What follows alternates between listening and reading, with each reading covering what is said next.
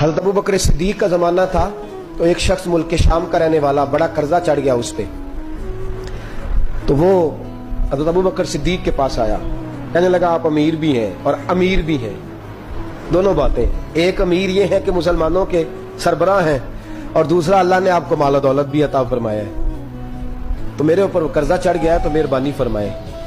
وہ کہتا ہے حضرت صدیق اکبر نے میرا ہاتھ پکڑا، گھر کے اندر لے گئے، باہر سے دروازہ بڑا اعلیٰ تھا لیکن گھر کے اندر گیا تو چارپائی بھی کوئی نہیں تھی، کھجور کی چٹائیاں بچھی ہوئی تھی، کھجور کی چھال کی، اور وہ بھی پھٹی ہوئی۔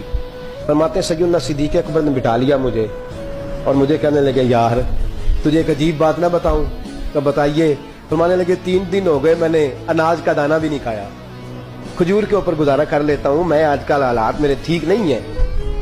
لگا جی پھر میں کیا کروں؟ تو آپ فرمانے لگے تو عثمان غنی کے پاس جا۔ کس کے پاس؟ شخص کہنے لگا جی مجھے تو بہت سارے پیسے چاہیے۔ تو آپ نے فرمایا تیری سوچ وہاں ختم ہوتی ہے جہاں سے عثمان کی سخاوت شروع ہوتی ہے، تیری سوچ وہاں تو جو سوچتا ہے نا اتنے ملیں گے، تیری ختم ہوتی ہے سوچ جہاں سے عثمان کی سخاوت شروع ہوتی ہے، تو جا۔ کہنے لگا جی آپ کا نام لوں؟ فرمایا ضرورت ہی نہیں پڑے گی۔